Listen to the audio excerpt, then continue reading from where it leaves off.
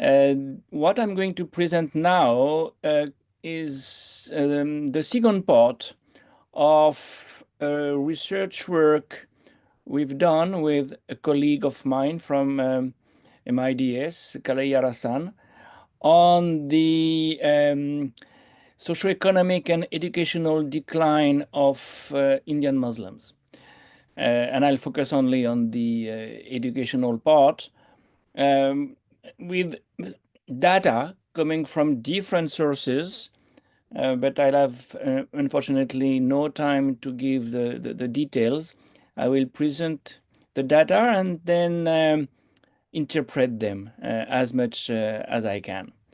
So the data show that if you look at the enrollment, the share of Muslim enrollment to total enrollment between 2013, 2012, 2013, and 21, 2022, you see that,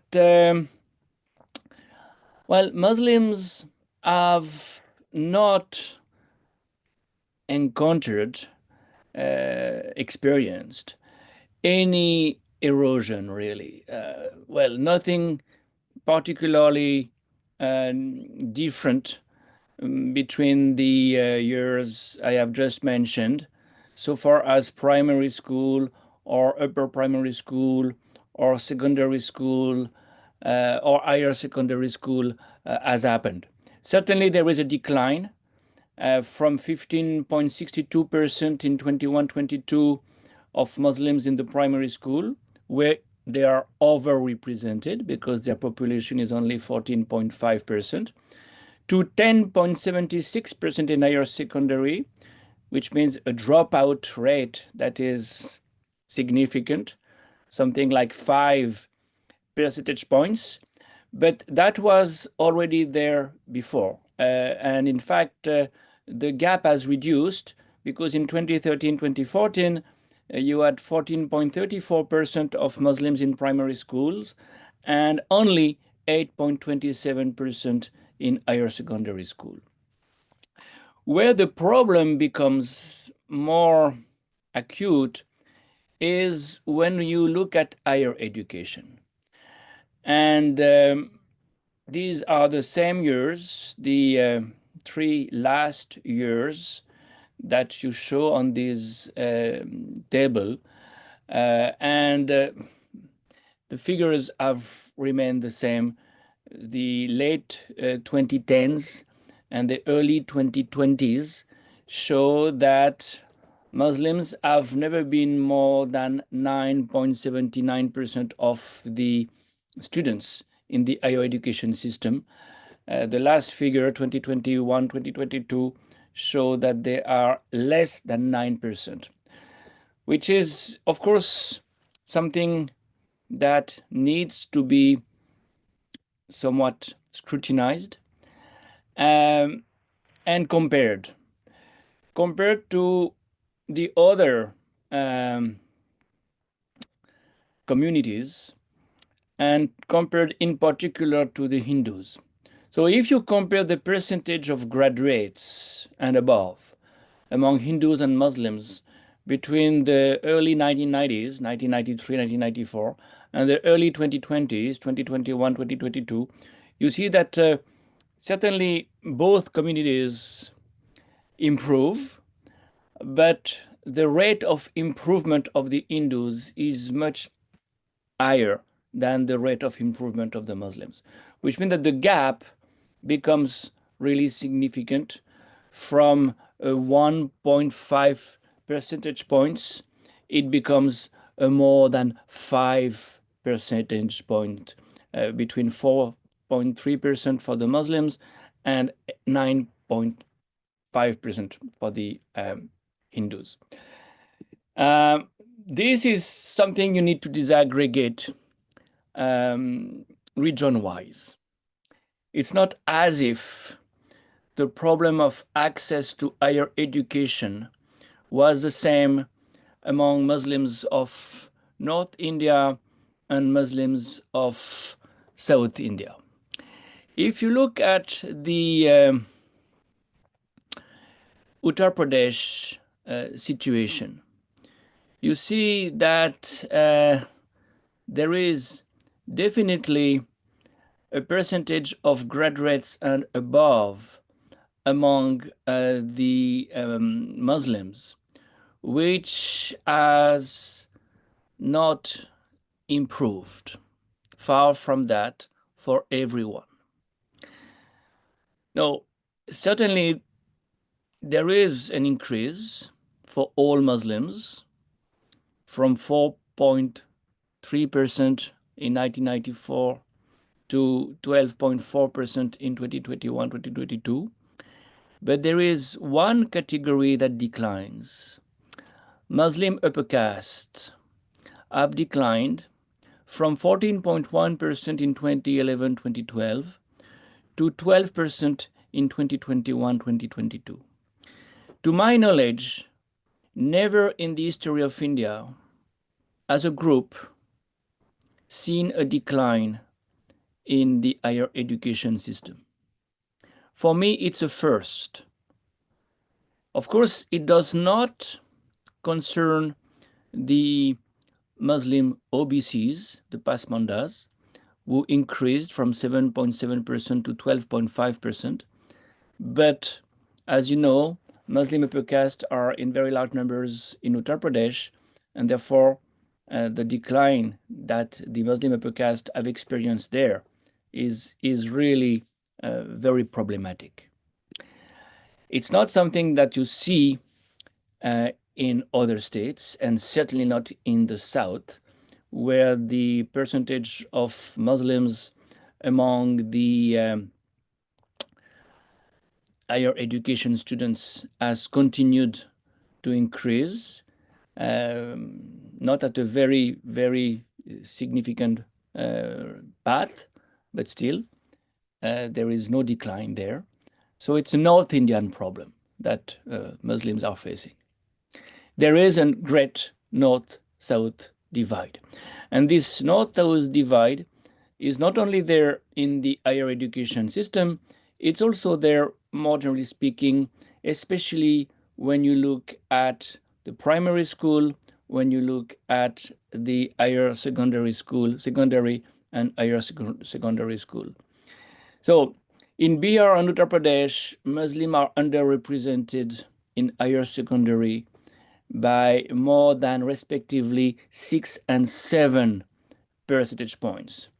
And in several Indie Belt states, the gross enrollment rate of the Muslim students got divided by almost 2 or more than 2 between the secondary and the higher secondary. In Bihar, it dropped from 50.77%, which is already low as a level, to 23.48%. In UP, it dropped from an even lower level, 45.85%, to 29.26%.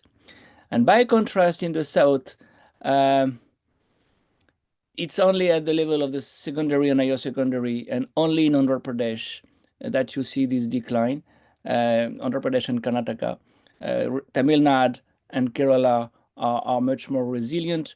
In Tamil Nadu, the decline is only from 113 to 92, and in Kerala from 113 to 99.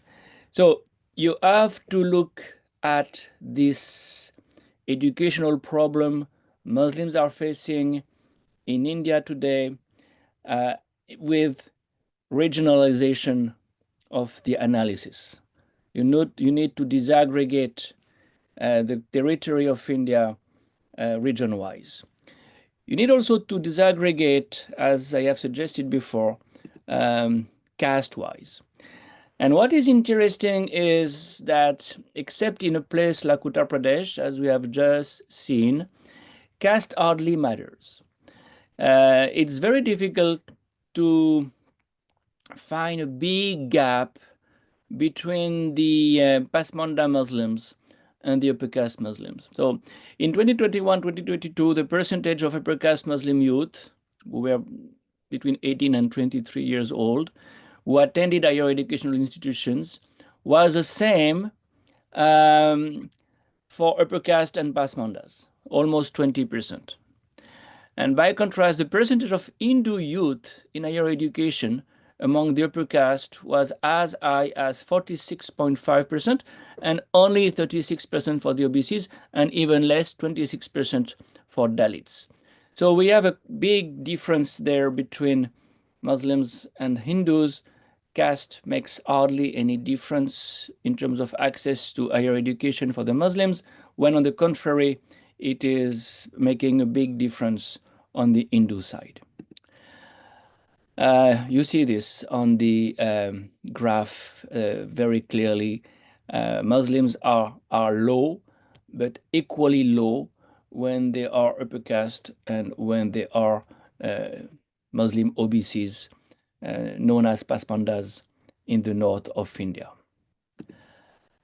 Well, let's try to understand this data.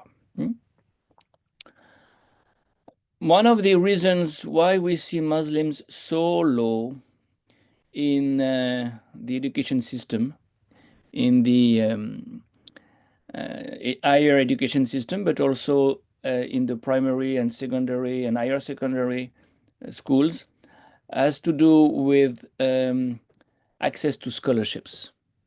And we've seen recently some programs, some scholarships programs that had been introduced under the Manmohan Singh government, cancelled. That is definitely one of the reasons why you see such a decline of the Muslims in the education system in India, at least an erosion, if not a very significant decline. That's one explanation. But I would like to add 2 or 3 more explanations rather quickly. The first one has to do with access to jobs. And in our research with Kalai, we have paid a lot of attention to jobs. I'm not going to show you all the data we have compiled, but some of them might be very important. Muslims have a tough time getting a job in the government, in the public sector, to get government jobs. It's not new. It was already there before. There is an underrepresentation of Muslims in the public sector. And more, we see Muslims finding jobs in the informal sectors, where you don't need education. So one of the other explanation for the decline of Muslims in the education system is the fact that what the point to do education if you can't get a job? And of course, the question then would be, why don't they get a job? Why are they excluded to that extent from government jobs? The easy response would be because they have no education, but then you have a vicious circle. They don't have education because they can't get a job in the government, in the public sector, and therefore they don't try to get education. There is certainly other factors, including forms of discrimination. And this is this other explanation I wanted to mobilize, saying that, well, another reason why Muslims are so few in the education system is lately, especially in North India, the fact that to be a Muslim in the classroom, to be a Muslim boy or a Muslim girl in the classroom is more and more uncomfortable, to say the least, because of what is said about Islam in the textbooks, in the classroom, by the teachers. Therefore, you can certainly explain the dropout rate by the uneasiness of what Muslim boys and girls feel when they are in a minority in a classroom. And the last explanation, of course, has to do with poverty. You do studies when you can afford to do studies. When you are impoverished, when you don't get the economic resources, well, you can't afford to do studies. And Muslims are losing out in socioeconomic terms. This is what we show in the first part of our presentation. Muslims represent 14.5% of the population of India, according to the 2011 census, but only 9.5% of the national wealth. Less than Dalits, who are only slightly more numerous. This is related to the fact that the per capita wealth of Muslims has not increased as quickly as the per capita wealth of Hindus since the beginning of the 21st century. And therefore, you have this question of, can they afford to study, which is another explanation. All these explanations that I have mentioned are work in progress. This is how we operate in the research group that I am coordinating. We have now, for the last 4 years, worked on different facets of the condition of Muslims in India, communal violence, ghettoization, exclusion from institutions, and as I've just said, economic decline, socioeconomic decline, and educational decline. So it's a work in progress. We are doing field work. We try to make sense of this data. This is what we do when social scientists operate via mixed methods. You get the big aggregates, so you get the data, and then you try to make sense of the data. And for that, you need to do ethnographic work.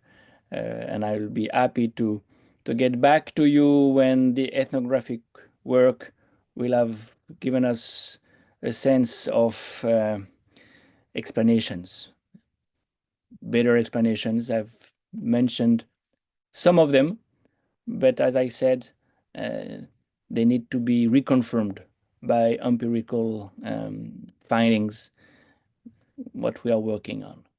Thank you.